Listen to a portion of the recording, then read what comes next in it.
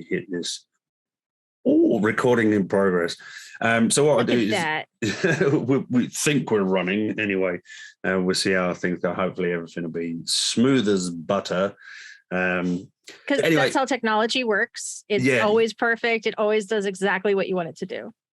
Obviously, yeah. I've had many issues with this. I've had to keep an eye on this computer so many times. If I've got somebody in the room with me and have the computer over here and just a quick look, is it still recording? Are we still all right? Just to check that the battery's on and the power's switched on. I had that. I think one of my recordings, I plugged it all in, but hadn't actually switched it on. So the laptop was currently dying in the background. Like, help me! I need some power right now. So as many times as I think I can check things, it's never quite enough. But that's pretty standard.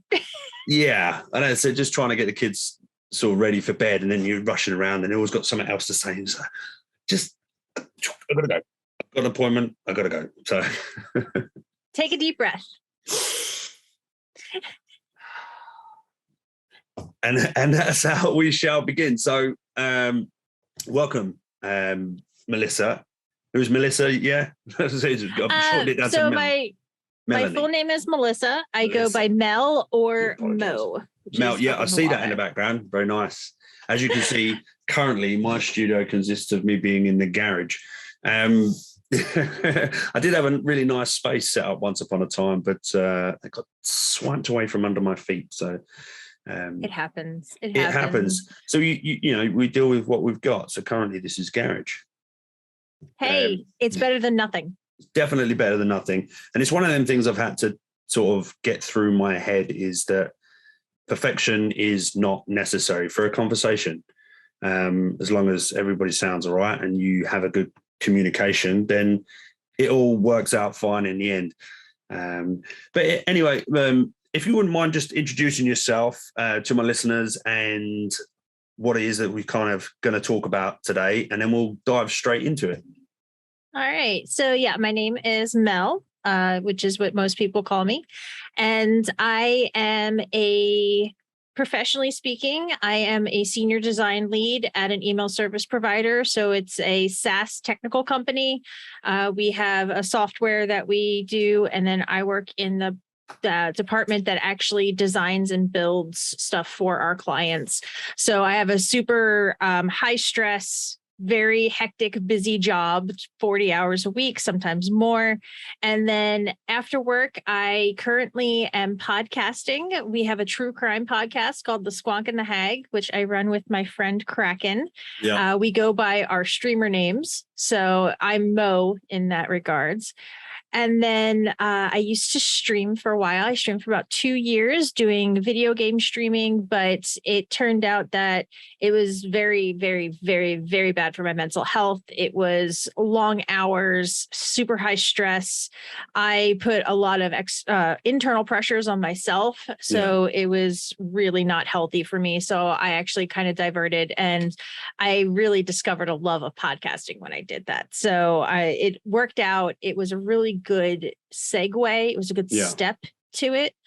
In terms of what we're going to talk about today, I have had an anxiety disorder my entire life. So I remember being 3-4 years old and terrified to go to sleep because I might not wake up, and running to my parents, but I didn't know how to communicate that. You know, when you're a small child, how do you tell your parents that you are having a panic attack because you think you're going to die? Yeah. It's definitely scary. And it was back in the 80s when mental health wasn't what it is today. You know, today we're much more aware and it's okay to get treatment. But back in the day, if you were seeing a therapist, you were crazy. So, yeah. So I spent a lot of my youth undiagnosed. And then once it was diagnosed, I am on a daily medication routine. I am in weekly therapy. I've learned a lot of coping skills over the years and things like that, but it's something that I still struggle with every day. It's not fun.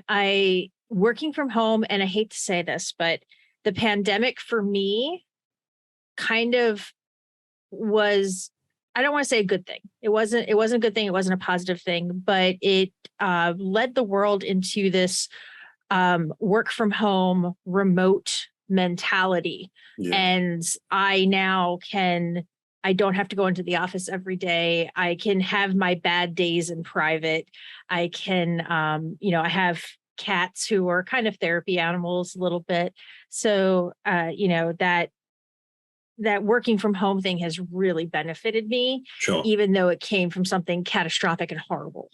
Yeah. I never want to glaze over that. Like the pandemic was not a good thing. No. But so I am very lucky in the fact that throughout the years, gathering all these skills and knowledge and things like that, I've finally come to a place that works well for me, where I can avoid my triggers. And when I do have either a panic attack or an anxiety episode, I at least know how to deal with it better. I know how to see it coming a little sooner. It's a little bit about me. I'm married. I have a bunch of cats. That's my life. Okay, so you say it obviously happened and you were afraid to go to sleep. Do you know if there was a particular trigger for that? Like, could have been a TV program or conversations overheard?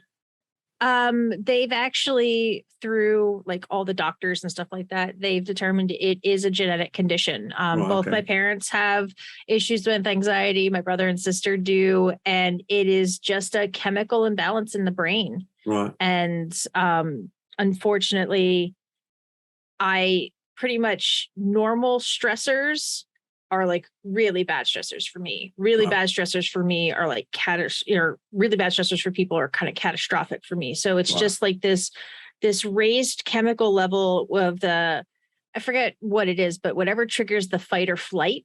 Yep. I've had it my entire life. I've had a really great childhood. I have an awesome family. Like, I've never actually I've never witnessed somebody die. I don't think I've ever seen a dead body up close. Right. So this fear of death, I still don't know where it came from, other than like the normal people are afraid of the uncertain and all that kind of stuff. Sure. But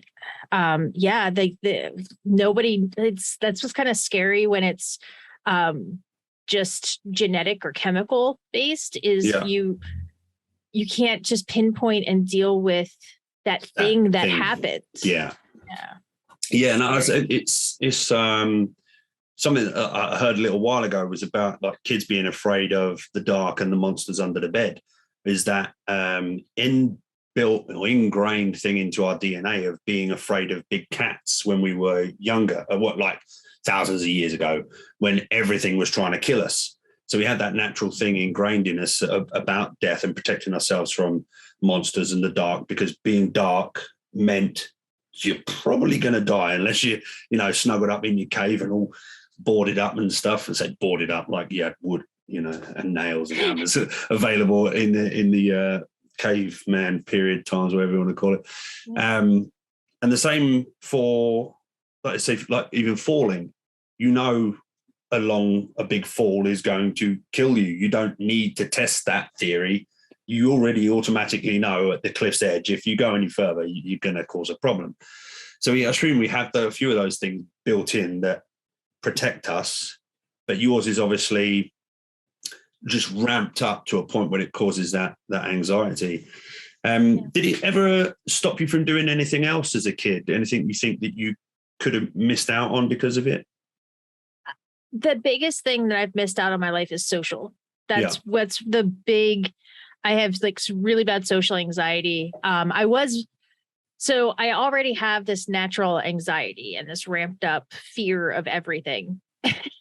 But I was also bullied as a kid because I was the chubby nerd who was like really good in school and always did, I didn't break the rules and I didn't get in trouble and, all that stuff. So I got made fun of a lot. And I think that made it worse. Yeah, sure. To the point that, I didn't want to leave the house. I didn't want to go and interact. So I spend, I'd say 99.9% of my life thinking people are judging me. Everybody is, seeing the flaws and making fun of me and doing all those things. So that took a huge hit to my self-confidence and my self-esteem and everything like that. And I actually, because of that, I diverted my focus onto basically what I could control, which is my talents, my career, my, being good at what I do. So people look at that instead of looking at me all that kind of stuff. So there was, there wasn't a lot of stuff that I can see that made things worse, except for kids being horrible kids. It's a very common theme that you see. Like I obviously am a true crime. I don't want to say enthusiast, but I am fascinated by these things. And a lot of times you hear about, they were bullied, they were made fun of, they were treated poorly and things like that. And it does screw with your head. It's something that's really hard to get past. And I'm also the youngest of three. So I had a big brother and a big sister, and siblings are ruthless to each other. Certainly can be. I've got, we're from split and remarried families. So our original bunch, there was three of us and I was the middle one. Our older sister and then a younger sister in that group. And then I've gone and got two other sisters and then brother since. So we're a big family. But the whole sibling thing can be challenging at times. And I think it depends on your family structure as well. Like we had other things to contend with that obviously it's quite a common thing for families to split up and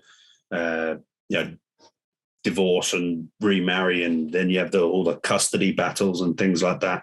That was all a bit of a shake up for us as kids, and quite a lot to deal with. I think was more to deal with than our parents ever realized as well.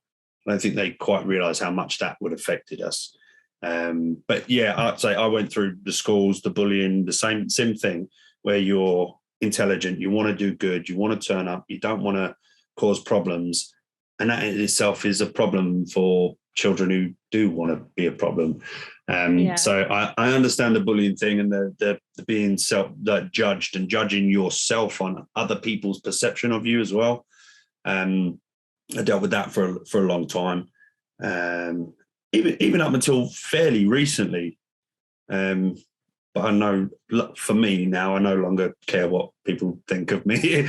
But it took a lot of self-reflection, and funnily enough, sort of starting this podcast, or at least talking about starting this podcast with people, to say this occurred and this happened, la la la la la, led me to being suicidal as a teen.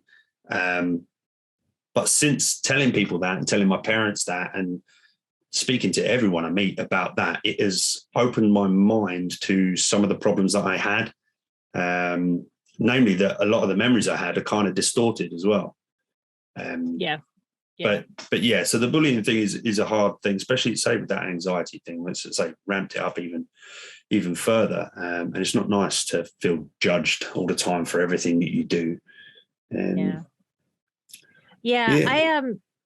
Oddly enough, content creation had a very similar effect for me, because now I was already married and all that stuff. So it wasn't like, a lot of people are like, think about how it affects your romantic life and all of that. But I didn't think very highly of myself. And then I started putting myself out there on the internet because Chris was like, that's my husband's name.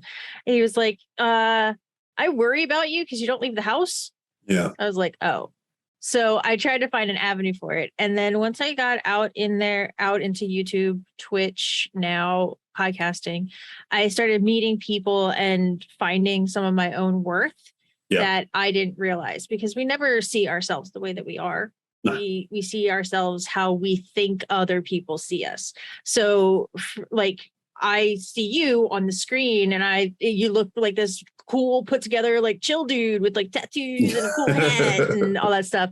Whereas now I'm hearing that you had all these same worries and doubts and fears and issues. Obviously, depression and anxiety are very different, but they also are very the same. A lot of them I found out are treated by a lot of the same medications because it's a lot of the same chemicals. It's just how they sort of fire in the brain as to what is the lovely result that you get.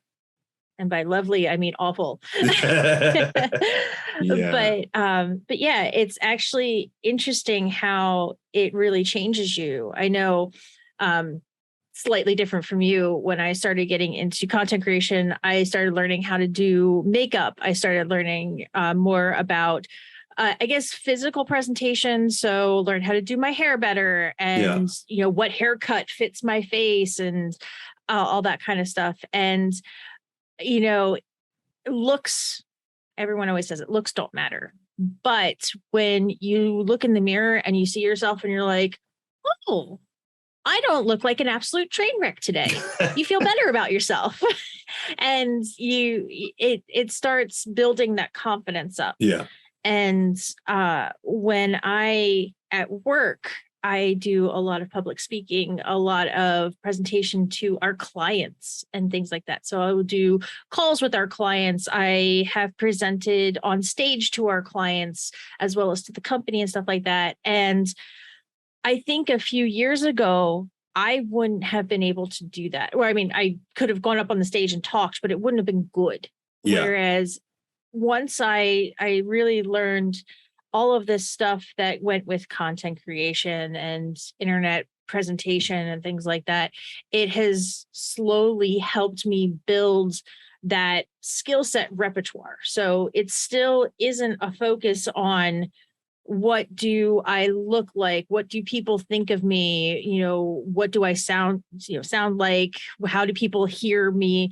More so than, okay, if I do my makeup this way and I speak and enunciate this way, and if I, you know, am close to the microphone versus far away, and then I start focusing on those little things. Yeah. And then afterwards, you have people who are like, oh my God, that was amazing. Oh my God. And then it just builds up this pride and this confidence that helps you cope with all those little thoughts in the back of your head that just won't go away.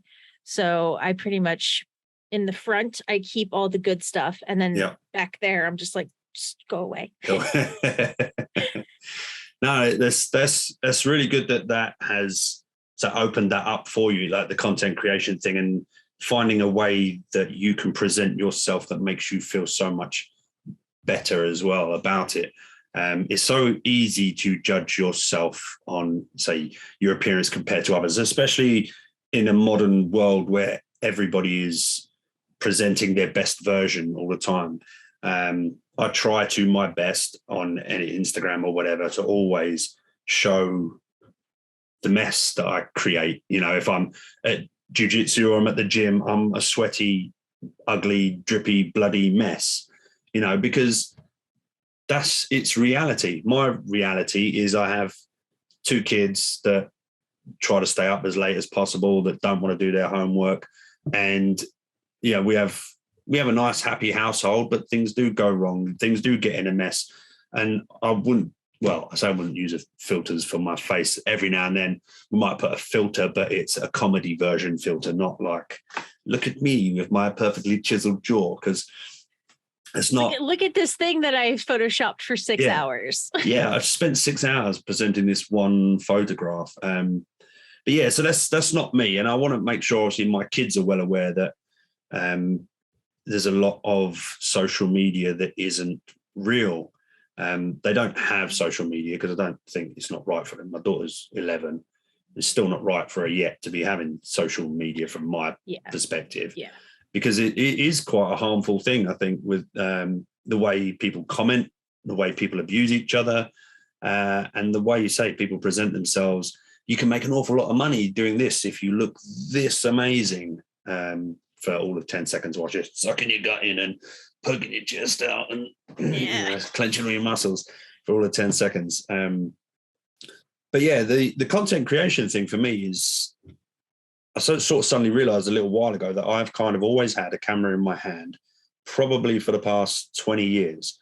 Not that I've ever created anything magnificent with it, but I've always liked to try and film some things, but it's always something different. I recently discovered a video that we made.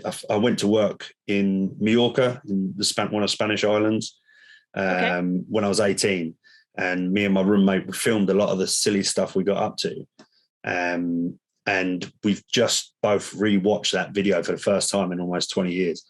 And it's kind of shocking to look back at. Blimey, I was so tiny and we were so stupid. But yeah, ever since that moment, I've been kind of filming stuff.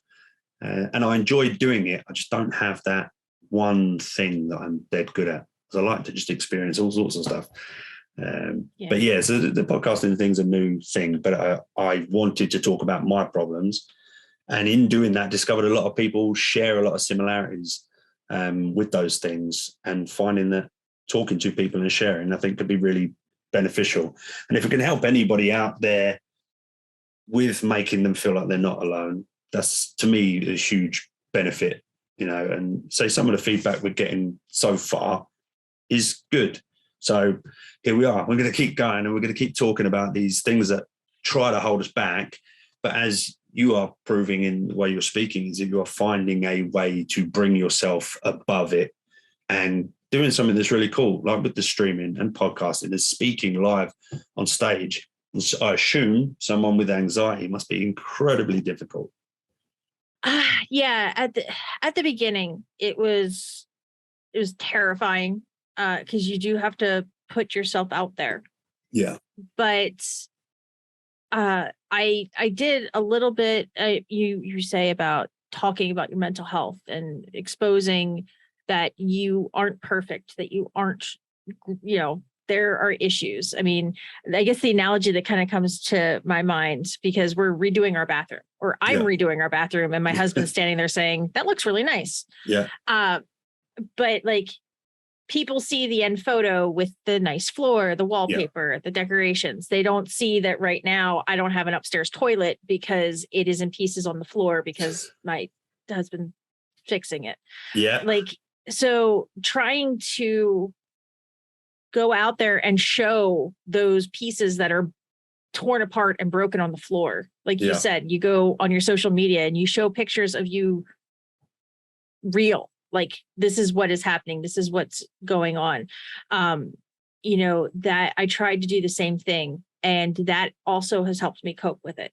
So I would go on stream, and while we're playing video games and having silly conversations, talking about having anxiety issues, having all of these problems, talking about when I would have a panic attack, talking about when this would happen. And next thing you know, people in chat would be like, I have the same thing, or I have something similar, or I've experienced that. My wife is like that, and you start making these connections with these people. And not only are you helping them to not feel alone, but you're helping yourself to not feel alone. It's not just me. It's lots of people.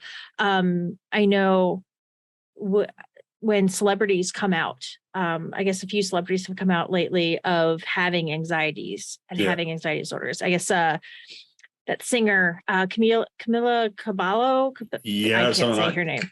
Camila Cabello. I know who you mean, but I have no Spanish heritage whatsoever. I cannot pronounce the double L's properly. But she was coming out talking about her anxiety issues and things like that. And it's treated as so shocking and, oh my God. And it's like, most people have either at some point in their life have to deal with their mental health over something, whether it is a temporary thing because they lost their significant other or a parent or something like that, or if it's a long-term chronic disorder, if it is something that it could be, triggered partway through their life, but it's still a long-term trauma. All these different things. Everybody has to deal with that at some point in their life. And to make it out, like the media, I hate the media sometimes because they, you need to be this stick thin, perfect, beautiful, mentally healthy, wonderful, no issues, never did anything wrong in your life. But, they make it out to be such a wild out there thing that somebody might have a mental illness. And it's like, but a lot of people do. Yeah. Yeah. And like there's different severities, you have everything from a super mild anxiety for a few weeks to somebody who has hallucinations and all that kind of stuff and has to be institutionalized. Yeah. Like it's a broad spectrum. It's just like your physical health, in my opinion. Yeah. And when you have problems with your physical health, you do something with it. It's very true. I'm trying to deal with I've got an issue with my leg at the minute, and it's just getting me down. It stops me from doing exercise, and that's not good. I need. I'm getting old, so for me, it's my back. Yeah, well, my back probably started having issues. I think it was close to about 8 years ago. So I have to go and see the osteopath or a chiropractor every now and then. So for work, I have to carry a ladder a lot on tools, and it puts your back off a kilter a lot. So I have to deal with that. First started being just something popped, and then I couldn't walk. I'm like, oh, this is awesome. So I had to get that sorted. So yeah, I've got back issues, knee issues. My body's a wreck, but a lot of that is my fault. So yeah, same. Yeah. So what other than so your content creation, what kind of stuff did you enjoy to do when you were younger? I've always been creative. Yeah. I've always been, so growing up, I am allergic to grass. And when I was younger, I was very allergic to grass. Yeah. So I couldn't go outside and play like the normal kids. When I was a baby, I actually had to go to the ER because my mom was like, oh, look, we'll put you out here on the blanket. And I crawled in the grass. My eyes swelled shut. I had hives everywhere. I couldn't breathe. So as a kid, I had to spend a lot of time indoors. So I learned to sew. I learned to cross stitch, knit, crochet, embroider. I did beadwork. I pretty much anything creative that you can get at a craft store, painting, drawing, all of that kind of stuff. So I always got into that, and that eventually led me into the graphic design route. So I'm creative all day, every day. Now, I also always liked stuff like Legos and, with my Barbies, I always wanted to build the big house, and I wanted, so all that stuff. Because I almost became an architect, actually. Okay. And then I went into the creative realm instead.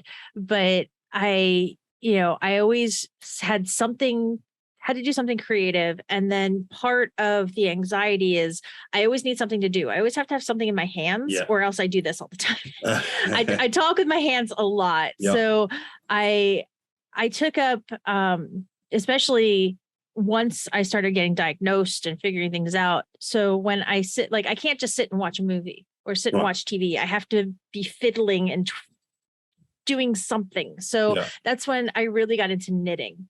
And I've knit everything from sweaters to blankets and socks and scarves and all that kind of stuff. So I really enjoyed it because my grandmother taught me to knit when I was like 6 years old or something like that. And I've done research over the years through it that when you have first of all, creativity is very good for your mental health. They've done many, many studies for it. They've even in like a hospice environment, they have seen it helps people with Alzheimer's.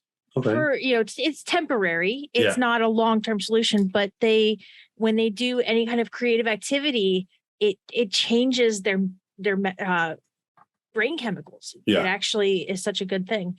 And when you do something creative that produces some sort of final product. So if you knit a sweater, you have a sweater. Yeah. If you do woodworking or anything like that, if you create something, there's a pride in it that, look at this thing I made. It might not be good, but I made this. I did it. I took this ball of yarn and I turned it into this lumpy thing for you.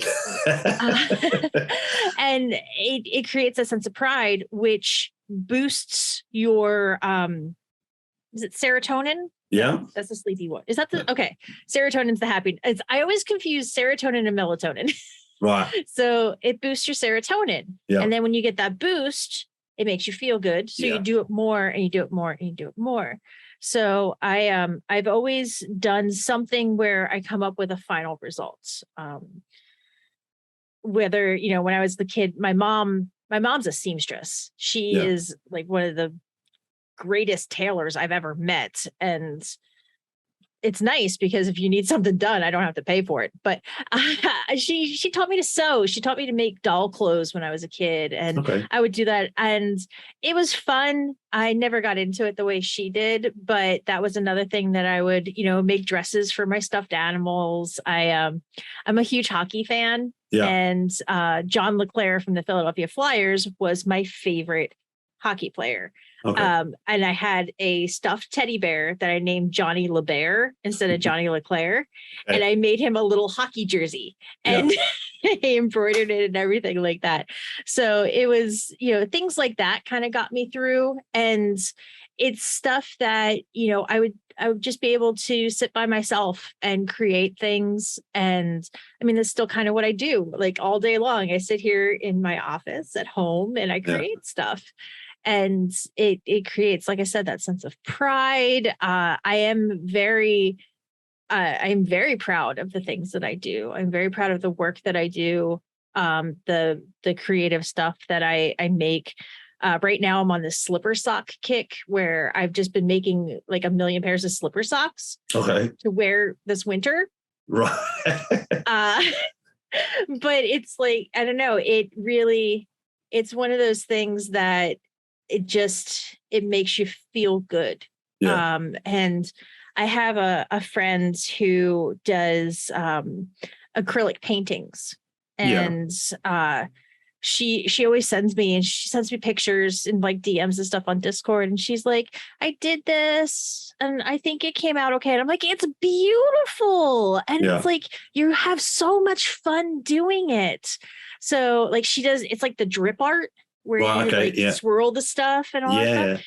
And they're just lovely. And like, I hope that she's getting some of the same stuff because, you know, it's not something like, yes, I've been knitting for 35 years. Yeah. It takes a long time to build skill sets like that. But there are things that you can do that are simple. You know, you can knit squares and make washcloths. You can do a painting that doesn't require like photorealistic oil paintings, you know, things like that. And you get the same benefits out of them. Yeah. You feel just as good when you're done. And especially if it's something that you can have in your everyday life. So if you painted something and you hang it on your wall, you can look at that painting every single day and get that same rush. You know, my slipper socks. Every day when I wear my slipper socks, I feel awesome. They're obnoxious. So I'm trying to use up yarn. I'm a yarn collector and I have way too much yarn. So they're obnoxious, horrible colors. Yeah. But they're mine. And my feet are warm. Yeah, you get nice cozy toes all winter. Yes, I love it. So good. So it's all these little things. And you know, I started developing it when I was a kid, not realizing how important it was and how important it would be to my future self of being able to have a creative outlet, being able to create that serotonin and all that stuff. And then the other thing that with that in particular is I read a lot of articles about random stuff, and they have proven that when you're doing something repetitive, like knitting, crocheting, just any kind of thing that's repetitive like that. It lulls your mind. So when you have all those anxieties spinning around and then you start doing it, it just kind of calms you down without you even realizing it. So that's another like super helpful thing from it. And then there's a lot of indents. You'll notice I'm a rambler. I am a rambler, but I recently learned from my therapist, she's going to be so proud of me, that when you do very analytical stuff like research or Excel documents, anything like that, that is also really good because it shuts off the part of your brain that is filled with the anxieties, the worries, the fears, the sadness, and it turns on the side of your brain that is focused on the analytical. And it actually will help you. So she's like, when you're really anxious, do some research for the podcast or something like that. And it actually has really helped because, I stop worrying about, 9 million other things. And I'm focused on serial killers and murder. I don't see how that's healthy, but I'm told do some research. Well, it's funny actually. I keep getting picked up for watching murder documentaries, and the kids. My wife, a joke with the kids, are saying, Daddy's planning how to not get caught when he kills me. So the kids are always, are you watching another murder documentary? You planning on killing Mum? It's like, no, I don't know what it is about the murder documentaries. I said they're kind of interesting to get into the minds of these people to see kind of what went so wrong. I mean, there's a one that sticks with me a lot recently is that the American Murderer, which I think was on Netflix, could well be called something completely different in America, but it was the gentleman who wanted a whole new life, so murdered his wife and his 2 kids just to be with somebody else. I was actually talking to someone about that this morning. At work, because oddly enough, it was called American Murderer on ours, our Netflix as well. So one of the things with true crime is the people who really get into these shows and the podcasts and things like that, it's because you're hearing something you couldn't fathom. And it's like, how can somebody do something like that? How can you so like the woman I was talking to today at work, she has 2 little kids. And she's like, how and to see what the human mind is capable of, like especially when you get into people, serial killers, different people who have done some of the darkest things a human being can do. Because I know a lot of people are into horror movies because it's the monsters and the creepy things that go bump in the night. And if you really truly think about it, the true monsters are just people who, oh boy. A few broken people. And it's like it's fascinating in a very dark, morbid way to see just how much people are capable of. I'm very into true crime. I watch the documentaries, I listen to the podcasts, and there are times where like you hear about something and you're like, oh my God, that's the worst thing I've ever heard. And then it could be weeks, it could be months, you hear another thing and it's the worst thing you've ever heard. And it outdoes the last thing. And it's just one of these things that you are entranced by something that you could never do. So it's kind of along the same lines of like, you do martial arts and stuff like that. I could never do that. I think that's the coolest thing in the world. It's so cool.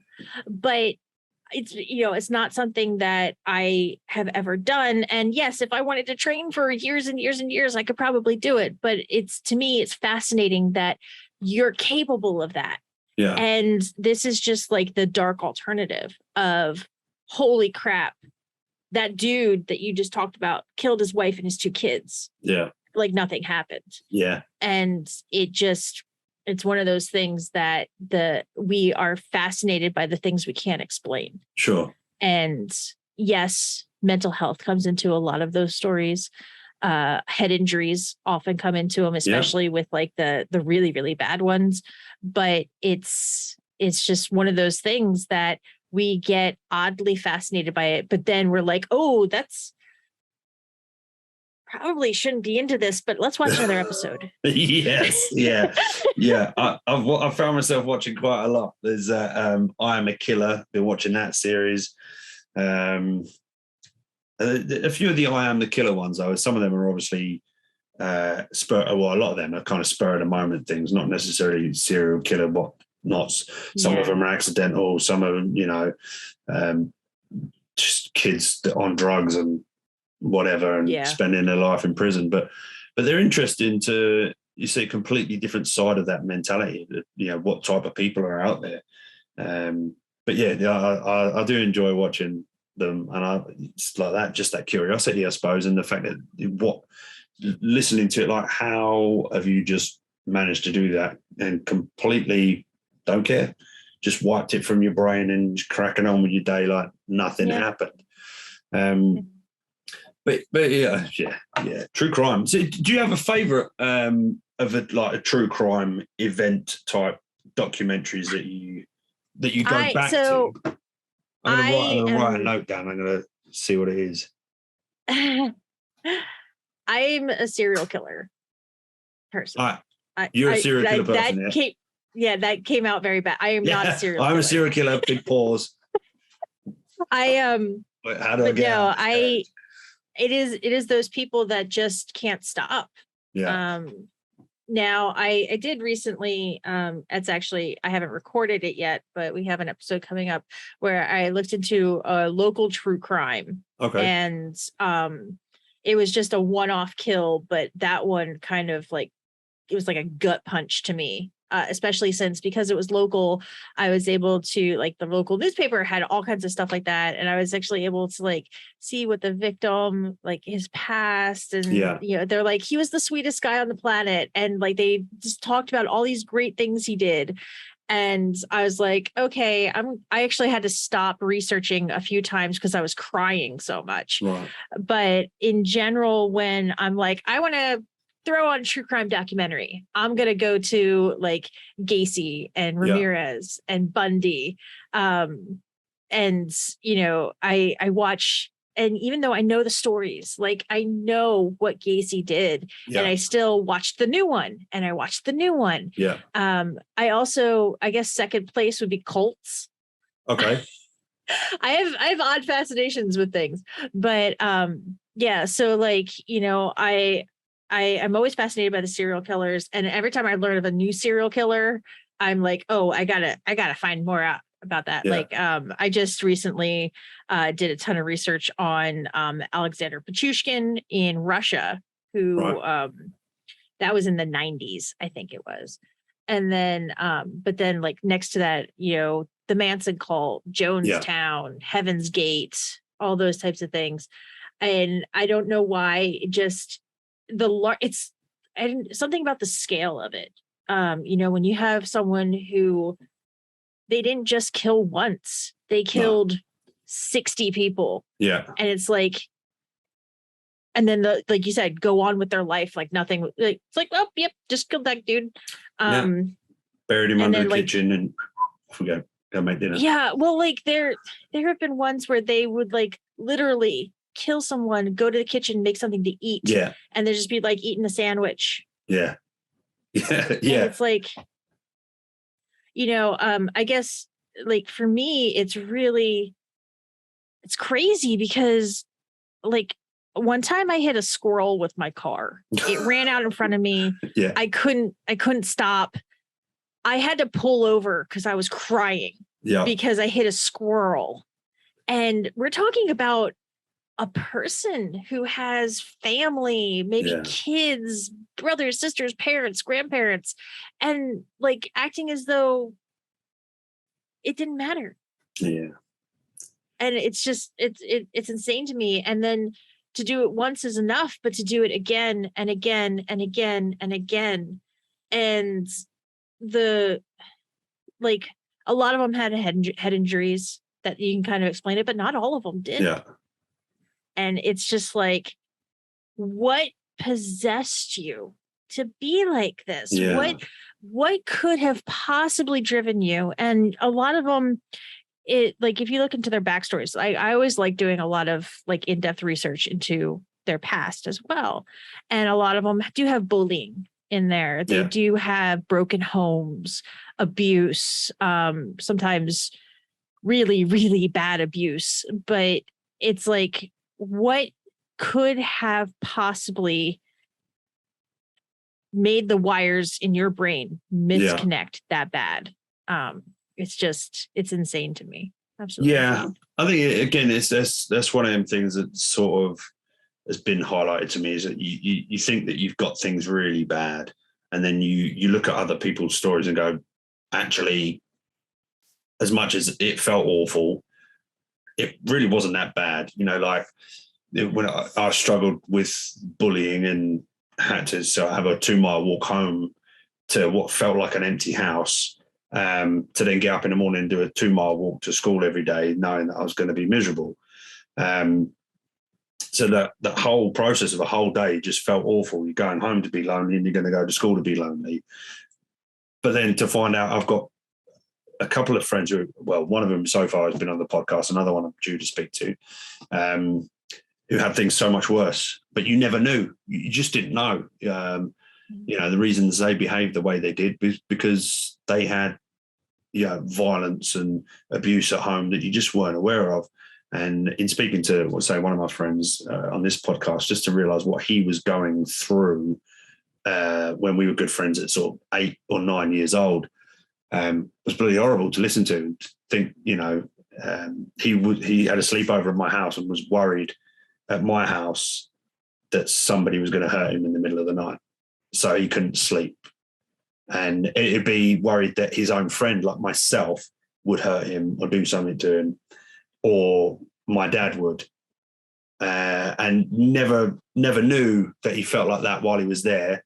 But he didn't know what like a proper loving family looked like, and he was getting abused in his bedroom at night. He was like, shit, I did go home to a house where people loved me. I never had that. You're supposed to be surrounded by, love and protection at home. And you can't have that for however many hours you're there of a day and the weekends and stuff. Yeah, that's, as a kid, that's just, that's messed up. But yeah. So, yeah. And then some people deal with it. Like some people, they get through it and they move on and they have a healthy adulthood, and they're strong and proud and all that stuff. And then other people, it drives them to drink and drugs and throw their life away. And then other people in the middle of the road and things like that. And then some people are like, I'm just gonna kill people. Yeah. It's so weird. Yeah. It's so weird how the same issue has such different reactions. And like you said, you never know what people are going through at home or in their personal life or the struggles that they have. I know one of the things that I have learned to deal with recently is that same kind of concept of everybody deals with things differently. So I have had people come and complain to me or vent or stress, like, oh my God, I'm so stressed out, I can't deal with this. And they tell me the situation and I'm just like,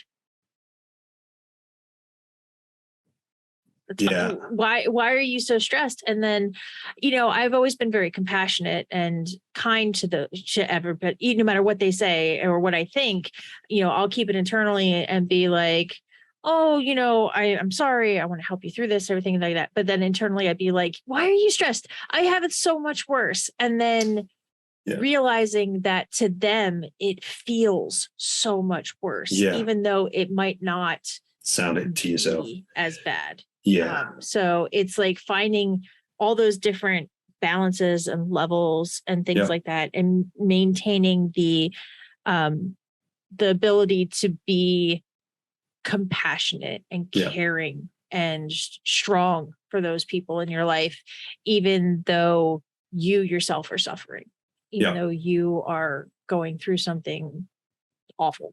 Yeah. So it is hard. Yeah. Yeah. I Being think an adult that's sucks.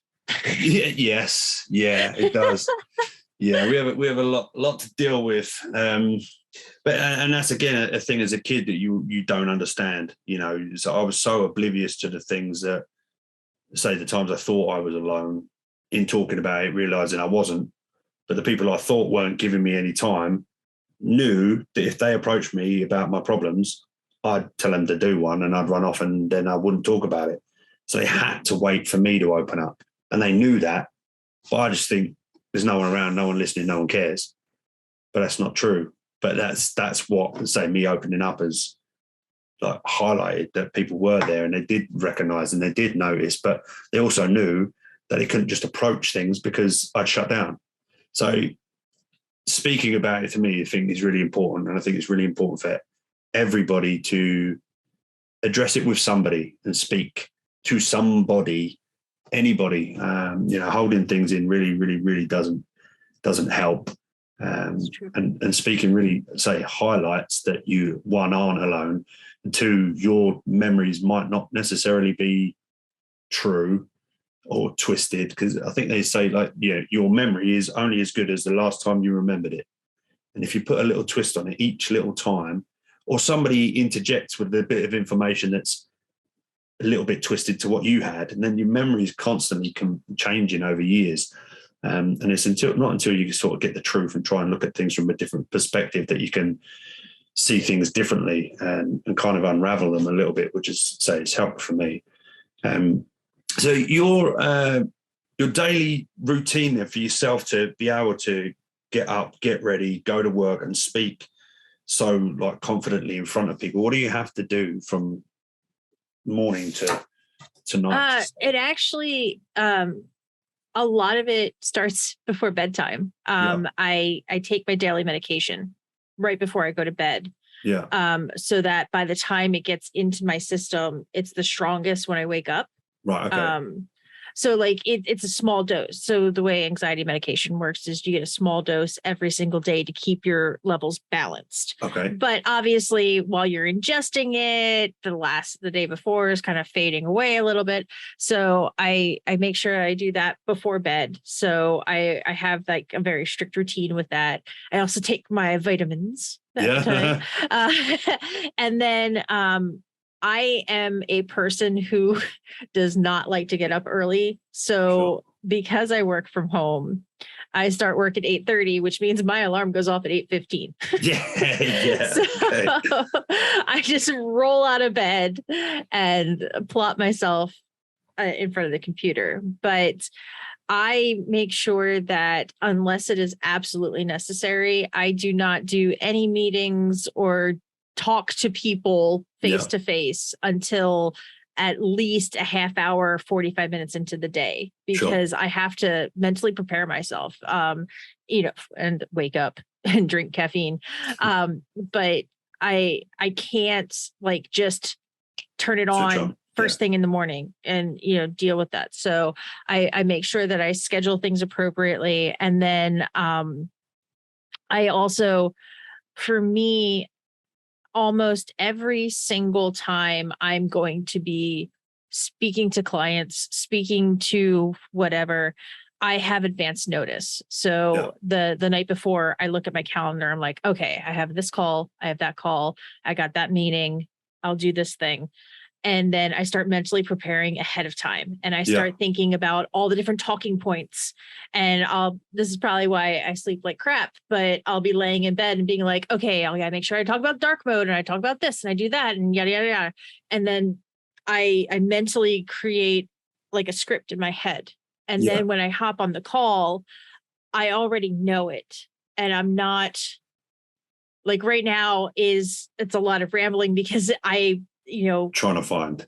it's a conversation and it flows. Whereas when you're presenting, you have a strict agenda, you have a very specific thing that you need to talk to about first, second, third.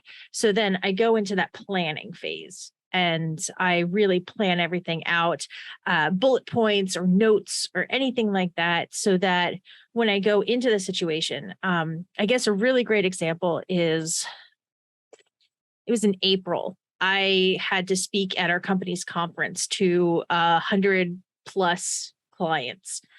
And I practiced that presentation so much for a month beforehand that it was completely memorized. Yeah. So that when I got up on stage, I knew every single thing, beat by beat by beat. Where should I inflect my voice? Where should I do this? Where should I do that? How to make it the most engaging. So it wasn't, well, to them, there was a well-planted joke. There was a smile here. There was, this and that there. It felt very natural. It felt very fluid, but it's something that I spent a month and a half perfecting. And that is how I was able to get up there. Now, I almost threw up before I went on stage. I'm not going to lie there. I was so nervous. I actually tripped over one of the lighting rigs trying to get up there. Yeah,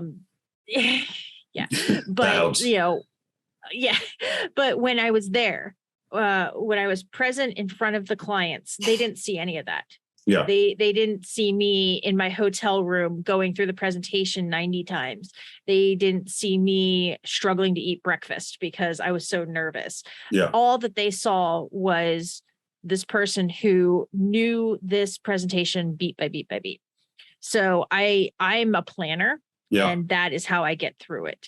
Not everybody can work like that. And it's all about finding what works for you. Yeah. When I was out there, I was talking to other people who were presenting, because it was like a whole day thing where it was like presenter. And the one guy is like, yeah, I know the gist of it. I was like, yeah. Like, how are you not having a heart attack right now?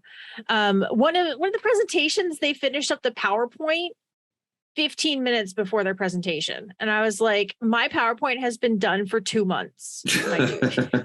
Yeah. So, it's all about finding what works for you. And one of the responsibilities with me at work is also I lead the team. We have a team of designers, and I tell them, we want to find what works for you, what workflow works for you, what type of different responsibilities work for you, and then let's focus on that and grow that.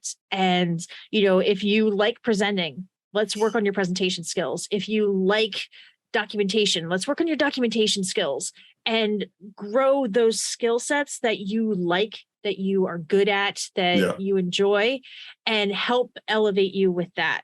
And it turns out for me, I'm a good public speaker. I apparently have decent enunciation. I speak clearly. I don't know. So it was natural for me to follow that line, but I had to do it my own way.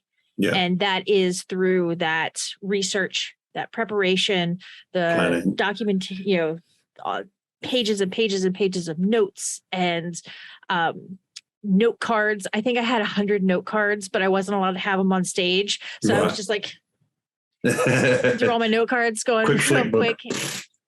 Yeah. And they were all color coded. So it took a long time to get here. Yeah. I have been with the company I'm with for 7 years.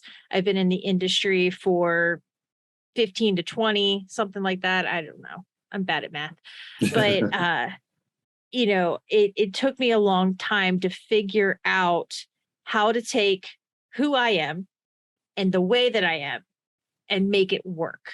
Yeah. So it wasn't about, because when I was first diagnosed, when I was trying to go through the things, I thought I had to change who I am. I thought I needed to be a different person. And that is just as unhealthy as letting it go rampant. It's more about being like, okay, these are my strengths. This is how I do things. How do I work with it? And I'm very lucky in the fact that I work with very understanding people who, like, even like managers, HR, all that stuff, where I'm like, I have a problem. This is it.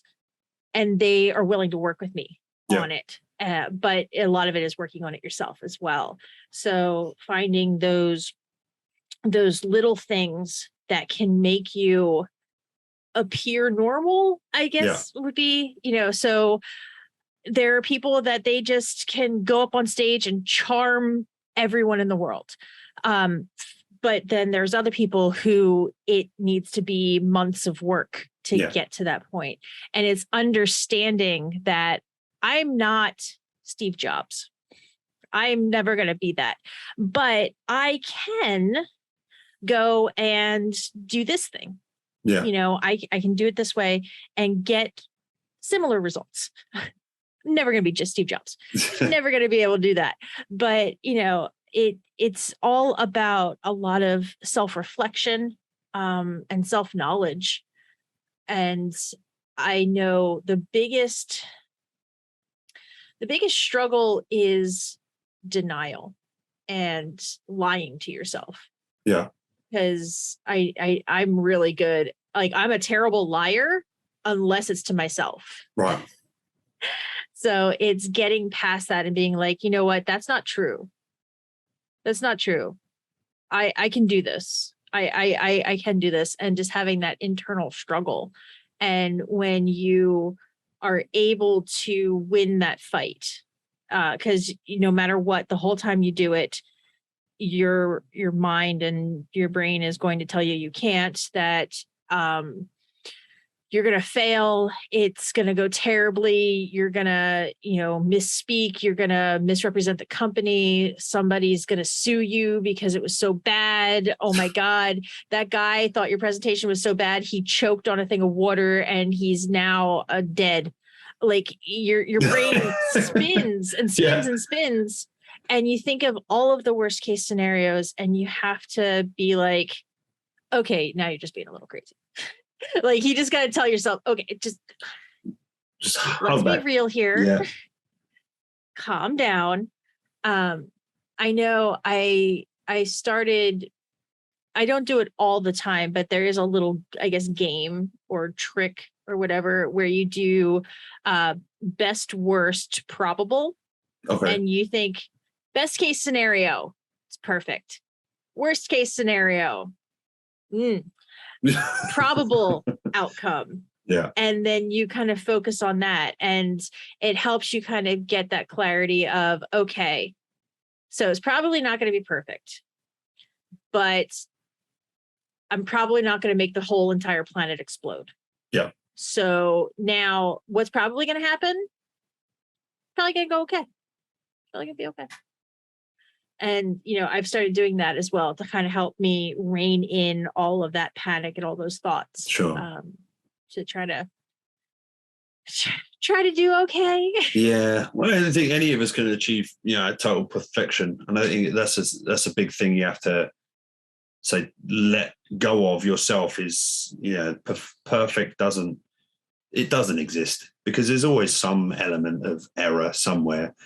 And if you can't allow those minor errors to come in and not ruin your entire day, everything is going to go terrible. But yes, I had a few things. Like when I started this with podcasting, also tried doing like a clothing brand on the side. I wanted to go take the podcast out and meet people doing cool stuff out and about. And I thought the pandemic kind of stopped that for starters. It was like, I could do this. And then it was like, no, you can't. So I had to bring it all indoors and not go out. But the idea is I wanted to go out and meet people and speak about the cool things they were doing, like at skate parks or, at jiu-jitsu tournaments or whatever, and just meet people and say, like, what's inspired you to be here and what sort of struggles have you led to that might have made you quit. And then find it and highlighting again that all those people fail, but they all pick themselves back up and they all continue to try. Like, for me, and it's been said it like a few times in a few of these episodes, but As a kid, doing team sports didn't work for me because everybody expects you to be flawless at all times, and the slightest mistakes you will be criticized for. So then I had to go out and do like solo sports like skateboarding or inline or whatever. And you find in those kind of sports so much more support for your failures. So for me, that's such a huge thing, is to recognize that you're gonna fail, but it's as long as you pick yourself back up, try again, improve on the mistakes you made, and just keep going. If it's something you love, something you're passionate about, there's gonna be errors, and those are allowed.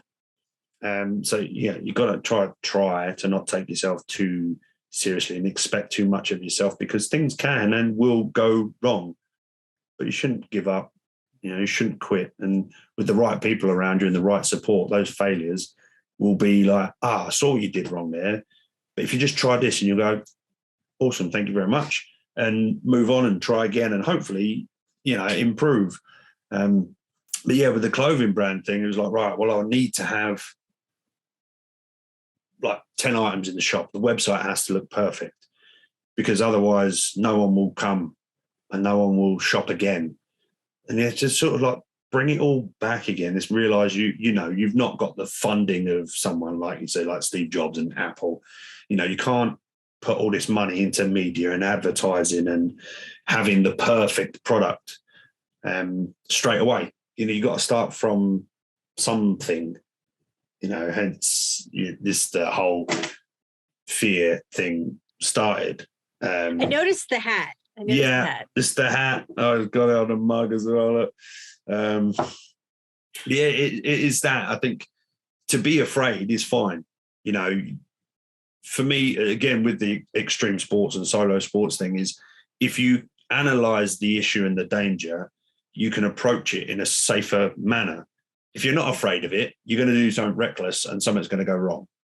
So fear to me is a great tool, because it helps you to analyze what you're about to do in a way that you can make it successful. So it's face it, rise above it, face your failures, rise above it, find a way to face, your mental health issues. For me, is talking about it. Telling people that I was once suicidal and people didn't realize has helped me to talk about it and highlight that, say, other people have struggled and are struggling. And but together with good conversation and with the right, treatments, be that medicinal or therapeutical or whatever, you can find a way to manage and overcome and still do some really cool shit. You can judge yourself your whole life, but go and do some cool shit. Yeah, I agree 1000%. And like when you kind of touch in all the different treatments, it doesn't have to be medicine, or it doesn't have to be taking pills every day. It doesn't have to be being in therapy. It's just acknowledging it somehow. Yeah. Obviously, there are very extreme cases. Like if you have auditory hallucinations, you might want to see a doctor. But, but there's so many ways. It's just acknowledging it. And then, like you said, analyzing it and moving forward. I had seen, I think it was like one of those little inspirational graphics that they have on social media. And it said about, because you were talking about the struggles with the team sports and all that kind of stuff. And it said about, don't compare yourself to someone at level 20 when you're at level 1. Yeah. So, if I played WoW for a very long time, World of Warcraft is a very, very bad addiction. But when you start a character and you're level 1, you can't go and fight a level 80 because they have so much more experience, so much more power. So why would you do that when you start skateboarding? Yeah. You're not gonna be I don't know. The extreme sports I got into were like the crazy motorcycle jumpers, like Travis Pastrana. Yeah. Oh yes. Yeah. When he would do like the double backflips. Yeah, I watched that. Yeah. Yeah. If it's your first time on a dirt bike, you're probably not going to do a double backflip. Yeah. Please don't try. For anybody Yeah, listening, if please it's your don't. first time on a motocross bike, you are not Travis Pastrana, okay? Yeah. And it's like, you have to acknowledge that there's steps and there's learning. Yeah, And it's not that you're bad. So many people are like, well, I'm bad at that yeah. because I tried it once and I didn't do well. And it's like, no, you just need more Didn't get practice. it. Yeah, Um, so it's like, just going through and, facing it yeah, and learning from it and improving the next time and kind of just going from there. And I know I'm personally learning how to do that with just things in life more yeah. so. So it's like, you know what? I mess up that sweater I was making. I'm like, oh, it's fine. I'm learning. But I say something embarrassing in a conversation with a group of people and I dwell on it for 3 weeks. Yeah. Um, I mean, I still sit here and worry about that one time in ninth grade that I went into the bathroom and the back of my skirt got tucked into the back of my tights. And I Yeah. walked like 3 feet down the hall before someone told me about it. Yeah. And that means that like maybe one person saw my underwear Yeah. and I still worry about it. But, I'm trying to do that and trying to apply that to more things in my life. And by taking it one step at a time and starting with those small things of, okay, you know what? I messed up a knitting stitch. It's okay, to now, hey, I just said something really stupid in front of the CEO of my company. How do I face that and move on? Yeah. And learning those things. And I think that's a really great message that you're putting out there. That you are trying to just really help grow as a person, as a human, as someone, improving your mental health, and that, we're not alone. No, Nobody's we're not. alone. No, and that to me is a big thing. Realizing that you are not, and no matter what your problems are, your problems are your own, and you experience them at your level. Again, you can't compare your problems to other people's. Like I was saying earlier, with friends whose problems seem so much worse, but my problems are mine. My problems are like my issues, as you touched on earlier. Some people might have a problem that you think is totally benign, but it's massive to them because it's either something new or something way out of their, usual comfort zone. But we all deal with some things, and it's accepting that, we're not all, well, nobody's perfect. It's not we're all perfect. Nobody's perfect. Everybody's got Kittens a flaw. are pretty perfect. Okay, yeah. Kittens could be pretty perfect. I mean, no animals like me though, so everything tries to kill me. We used to have a rabbit that used to bite me.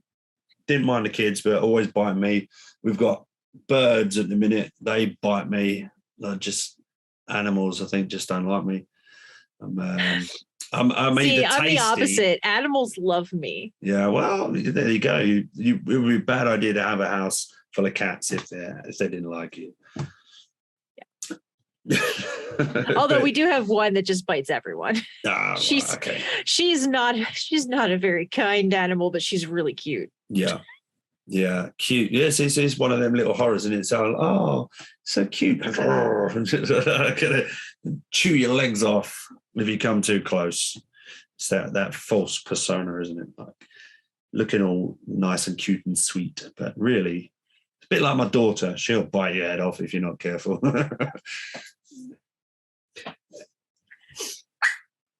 Yeah. Anyway, listen, I've had a really good time speaking with you. It's been enlightening. I don't know if you want to share with everybody your podcast and any of your channels, like Instagram or whatever that you may want to share. Sure. Actually, I'm wearing the podcast T-shirt today. The Squonk and the Hag. Yeah. Yeah. So it is the squonkandthehag.com. It's actually two cryptids. The squonk. So basically it was a joke with Krakow. It's this like little creature that thinks it's so ugly. If you look at it, it just dissolves into a pool of tears. Right. And he's like, that's me. And I was like, dude, no, that is not you. But so then we started calling him the Squonk just as a joke. And then the hag is a witch, like Baba Yaga, that goes out there. So we thought it was just kind of a fun name because we do some supernatural stories, but we do a lot of true crime. We're on everything: Spotify, Apple, Amazon, Stitcher. I don't know. There's a whole list of them everywhere. And so it's a lot of it's basically storytelling. So one week I will tell a story, Kraken will listen and comment, and then we switch roles. So he does he loves conspiracy theories. He loves like crazy over the top stuff. And then, we have just a whole bunch of stuff. We go back and forth and have a good time with it. So super. Okay. And then if you would have one initial piece of advice for somebody who might be struggling with anxiety, and then we'll go from there. I would say find somebody to talk to. You touched on it earlier.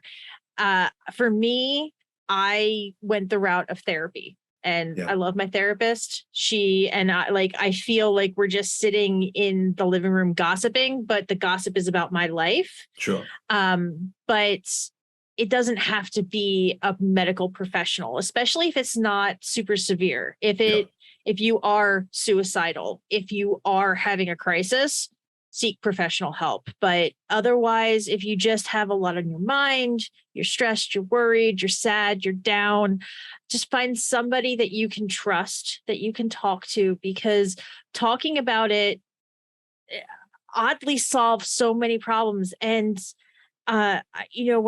before I went into therapy, I thought that it was just them telling you how to fix things. And I've actually learned that most of it is me figuring out how to fix things myself, where I talk about what's going on and how I'm feeling about it. And then at the end, she's nodding, pitching in little things in there, but I come up with the solution on my own or figure out why it's bothering me on my own. But having that sounding board, getting it out, processing it from this jumble of thoughts into speech helps you figure out and line up, oh, this is the problem. This is how I can fix it. This is how I can deal with it. And then you start feeling better.